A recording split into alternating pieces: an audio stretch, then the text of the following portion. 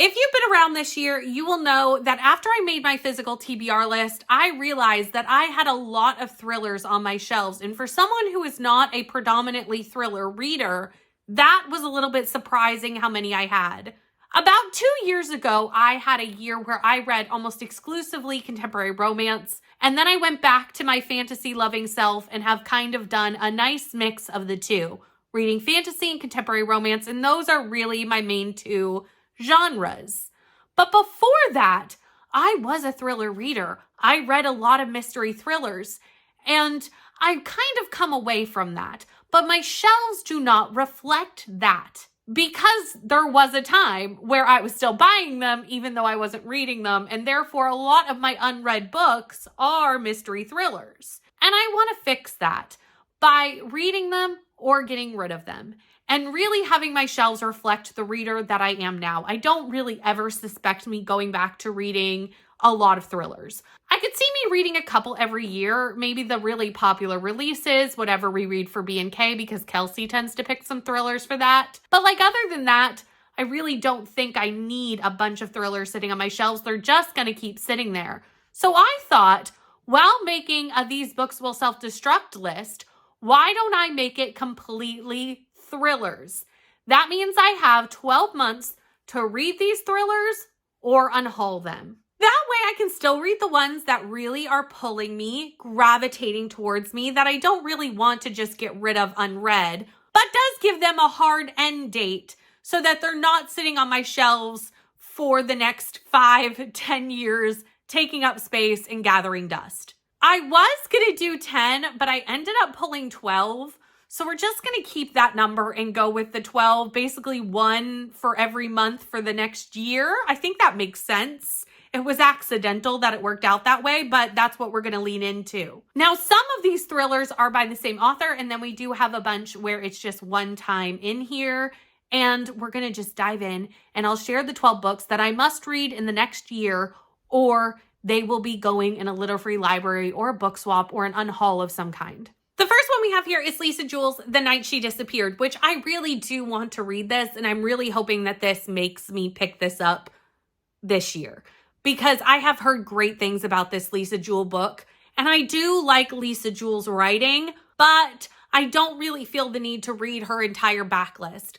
Also, her backlist is very varied. There isn't just thrillers in her backlist, although this is one. There are some thrillers with a side of contemporary fiction mixed in. In this book, we follow Tallulah and Zach, and they are a young couple who one night, just after having their baby, it's their first night out after having a baby, they do not return home and they go missing. Tallulah's mother, Kim, is frantically trying to find out what happened to them. And a year later, there's still no news until a mysterious letter shows up telling them where to dig. I have loved Lisa Jewell thrillers in the past, so I think this one is definitely at the top of my list to read.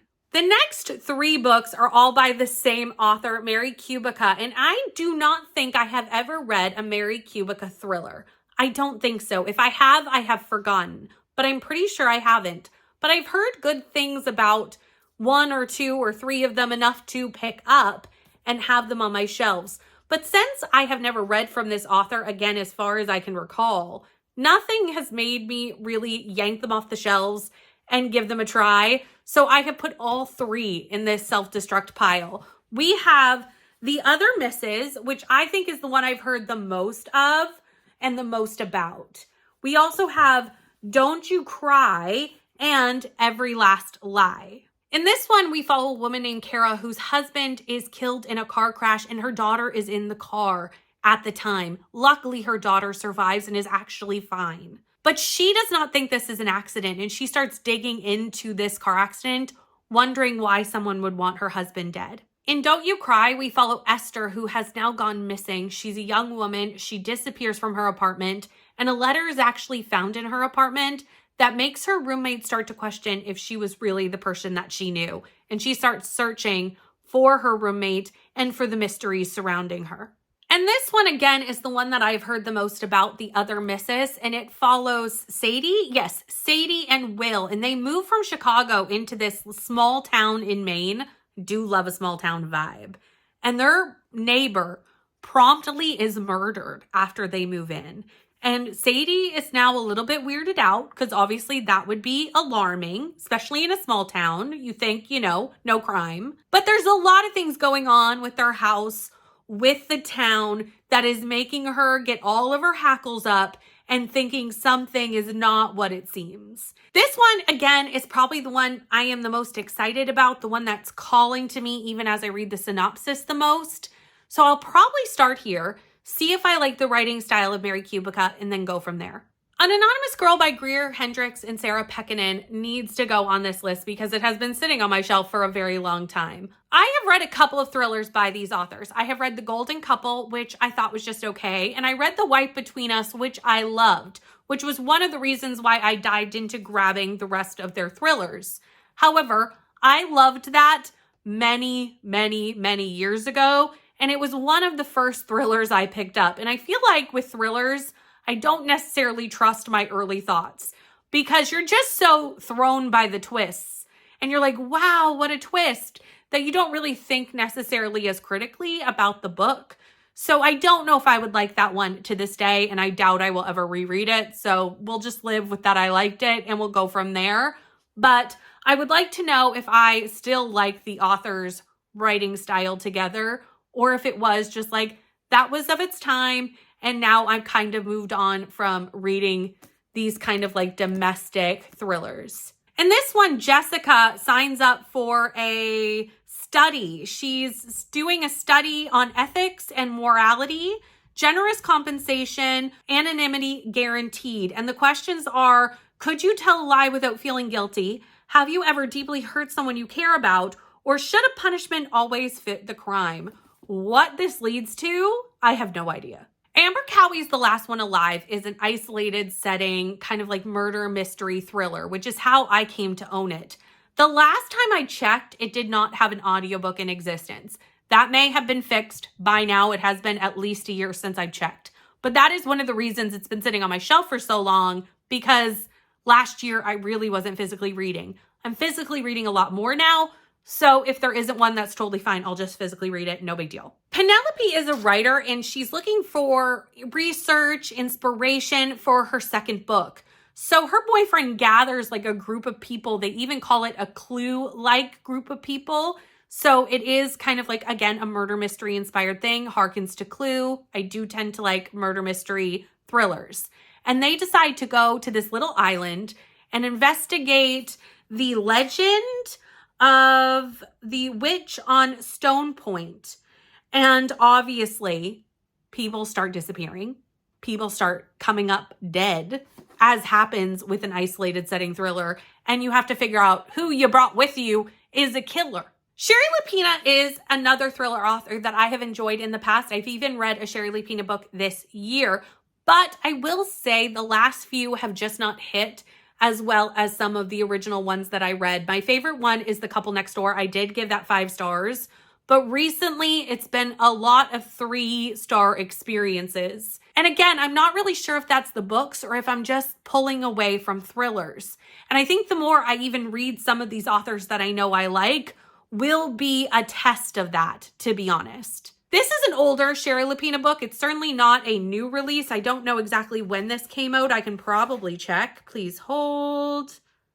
2017, so it is not new. And honestly, of these writers that I know that I like, I could see me picking up their newer releases, especially since this is an author that Kelsey does tend to pick for B&K. So I don't necessarily need to read their entire backlist. Same with Lisa Jewell. But I do own this one, so I would like to maybe try it or just be like, know what, I'm going to just stick with the newer releases and unhaul it if I don't get to it in the next year. The synopsis of this book tells me very little because I do think this is an amnesia thriller. And I have read, I think, only one amnesia thriller in the past, and that was Stay Awake. I loved that book. So maybe the fact that I like this trope, or at least I have from the one time I've read it, will work really well for me in this one. The other author that we have 2 books of is Ruth Ware. Now, I have really enjoyed Ruth Ware in the past, but again, it's another author that I haven't gravitated towards in recent memory. But I do like the murder mystery style of writing that Ruth Ware does in her thrillers. I do tend to gravitate towards a murder mystery whodunit style thriller over maybe some of the more twisty styles.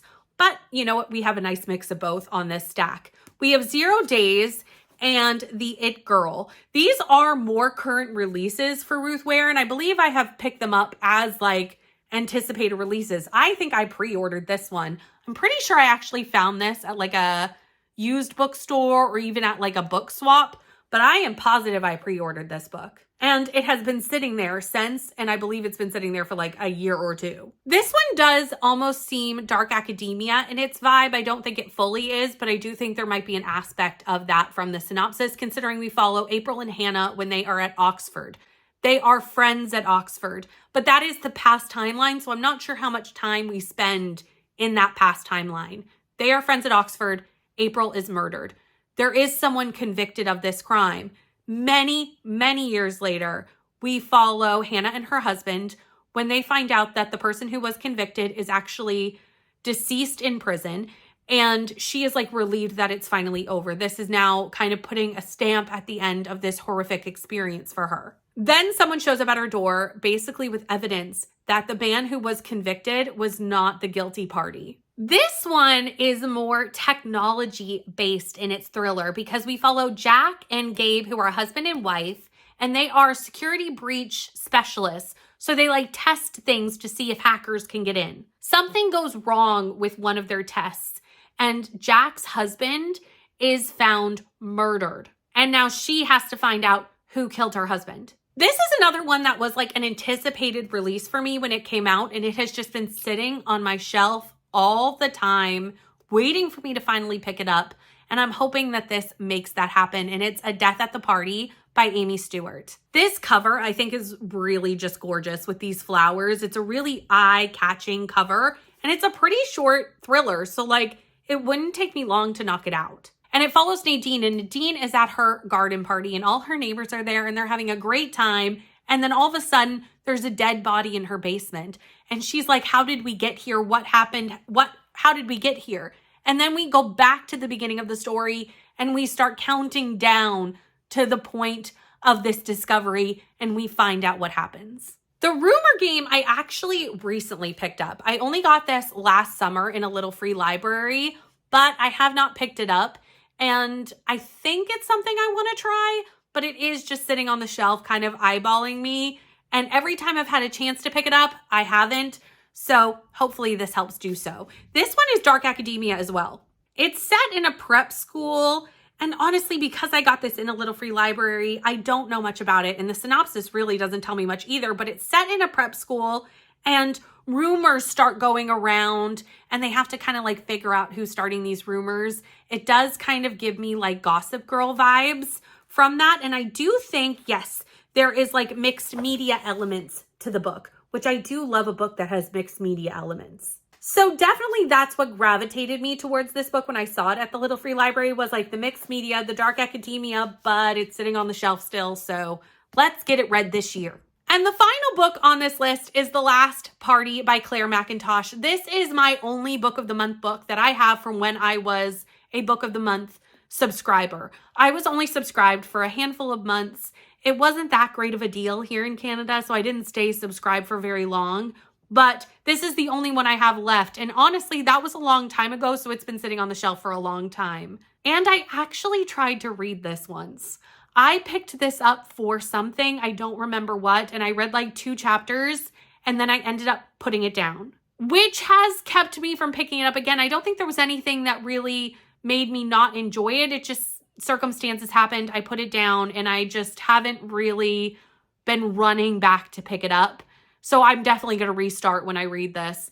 But it's time. It's time to finally read this New Year's thriller. This takes place around New Year's on a really small, I think, Scottish island. Could be wrong about the location of the island. But it says on New Year's Eve, Reese Lloyd has a house full of guests. On New Year's Day, Fionn Morgan has a village full of suspects. So again, it is that murder mystery style where you're like trying to find out who at the party caused the crime. And I do like that. But something about this just didn't jive with me when I picked it up, or something came up and it made me need to put it down. I don't really remember the circumstances, but it has kept me from, you know, trying to pick it up since. Now I have a year to do so, or we're just gonna unhaul it. But that is my These Books Will Self-Destruct list. Which one of these do I absolutely need to read? Because let's be honest, I would love to say I'm going to read all 12, but like I'm not going to. I would love to be that person who completes this entire list in a year. And I could. There is a possibility that I do so, but there is a possibility that some of these get unhauled unread. So like, which ones should I start with? Because the ones I start with are obviously more likely to get read than the ones that wait and then I run out of time for. So tell me which ones are the best that I need to prioritize. Thank you so much for watching. If you made it all the way to the end of the video but have nothing to say down in the comments but want to let me know you were here, leave me the house emoji for The Last Party because it was the last book I talked about. Thank you so much for watching. Please like, comment, and subscribe, and I'll see you in the next one. Bye.